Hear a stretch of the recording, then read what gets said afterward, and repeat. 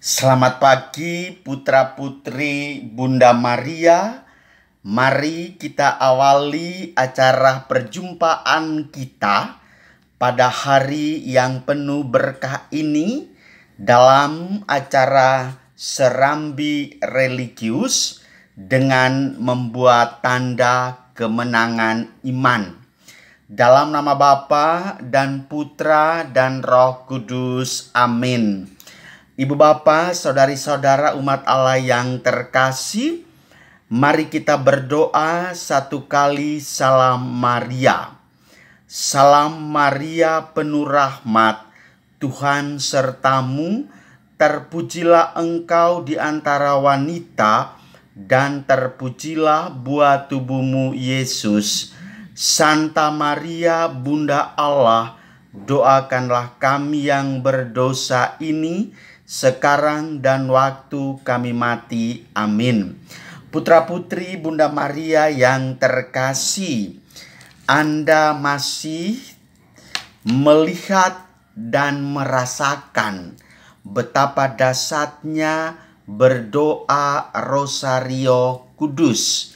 Pertanyaan saya adalah, tahukah Anda bagaimana sejarah Rosario itu? Atau bahasa umumnya asal-usul Rosario. Kalau bulan Oktober ditetapkan sebagai bulan Rosario, itu sudah saya utarakan pada momen-momen sebelumnya. Tetapi kali ini saya hendak mengajak ibu bapak saudari-saudara sekalian, bagaimana cerita asal-usul Rosario ini. Mulai dari yang pertama sampai dengan yang terakhir. Dan dibuat bukan main-main, memiliki makna historis.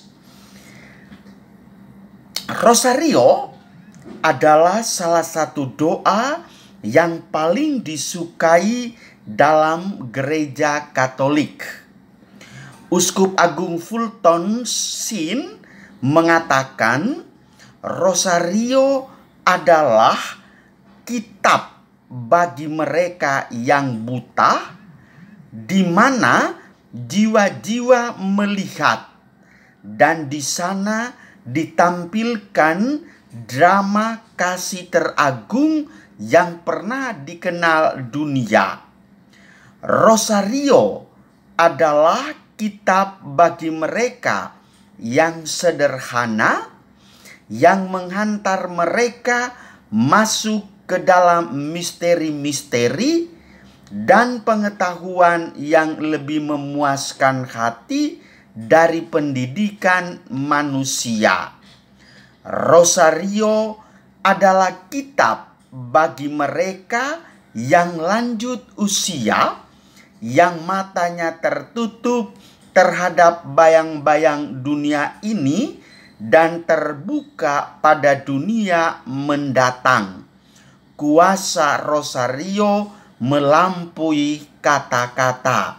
Maka kadang-kadang umatnya komentar, hari-hari hidupnya tidak pernah berdoa Rosario. Memiliki Rosario saja tidak pernah. Tetapi di akhir kehidupannya, di tangannya dibalutkan Rosario. Tidak apa-apa, karena dia adalah kitab bagi orang yang matanya tertutup terhadap bayang dunia dan terbuka pada dunia mendatang.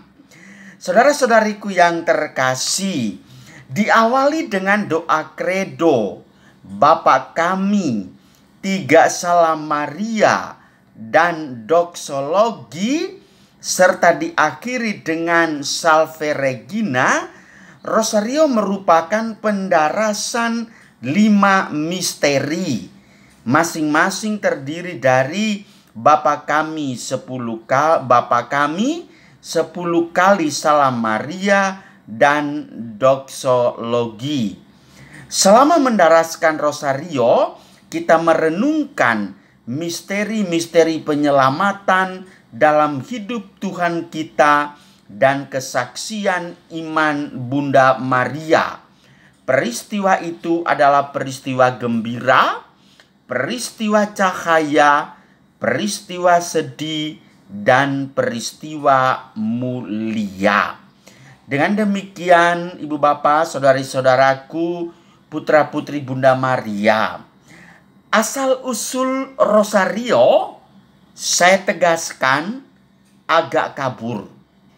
Penggunaan manik-manik dan pendarasan doa yang diulang-ulang untuk membantu orang dalam meditasi berasal dari masa-masa awal gereja dan telah ada bahkan pada masa-masa sebelum kekristenan. Didapati bukti-bukti dari abad pertengahan bahwa untayan manik-manik dipergunakan untuk membantu orang menghitung jumlah Bapa Kami atau Salam Maria didaraskan dan sampai dewasa ini. Sesungguhnya untayan manik-manik ini kemudian dikenal sebagai Pater Noster, bahasa Latin untuk Bapa Kami.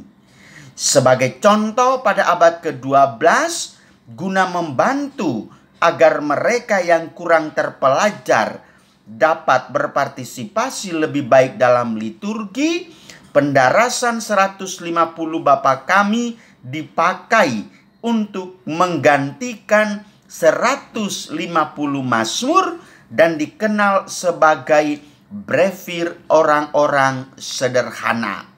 Selanjutnya adalah struktur rosario ini perlahan-lahan berkembang antara abad ke-12 dan abad ke-15. Dan pada masa ini bentuk doa ini dikenal sebagai rosarium. Rosario artinya mawar, rosarium artinya kebun mawar. Sesungguhnya suatu istilah umum yang berarti bunga rampai yang dipergunakan untuk menyebut suatu kumpulan bahan yang serupa, misalnya suatu bunga rampai kisah-kisah dengan subjek atau tema yang sama. Pada akhirnya ditambahkan juga duka cita Maria dan sukacita surgawi sehingga jumlah Salam Maria menjadi 150. Selanjutnya, Ibu Bapak Saudari-saudaraku yang terkasih, menurut tradisi Santo Dominikus menyusun rosario seperti yang kita kenal sekarang. Maka berterima kasihlah kepada Santo Dominikus. Tergerak oleh suatu penampakan Bunda Maria, ia mewartakan penggunaan rosario dalam karya misionarisnya di antara kaum Albigensia, suatu kelompok bid'ah yang fanatik.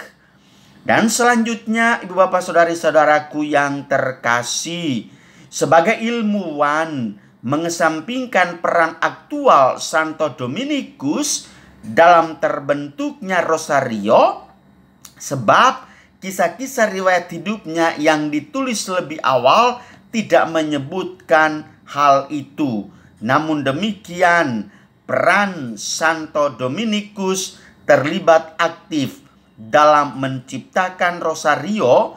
Ia wartakan penggunaannya untuk mempertobatkan para pendosa dan mereka yang telah menyimpang dari iman.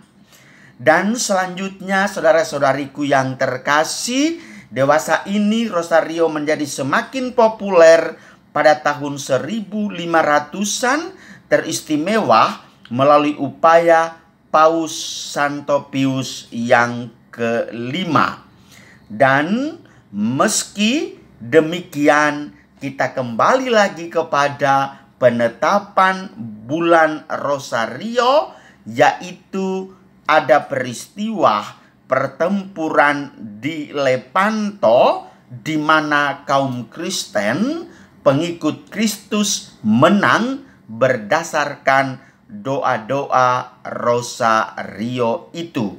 Maka sesungguhnya di masa-masa belakangan ini Rosario telah dijunjung tinggi dan dianjurkan sebagai suatu sarana yang efektif bagi pertumbuhan rohani.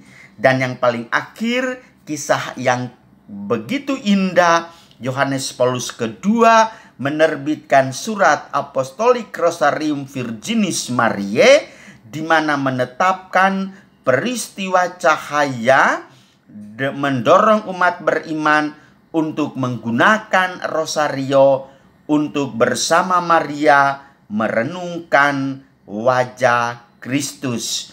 Oleh karena itu, saudara-saudariku, putra-putri Bunda Maria, Bunda Ratu Rosario, hendaklah jadikanlah Rosario menjadi bagian dari sejarah tiap-tiap individu dan tiap-tiap keluarga.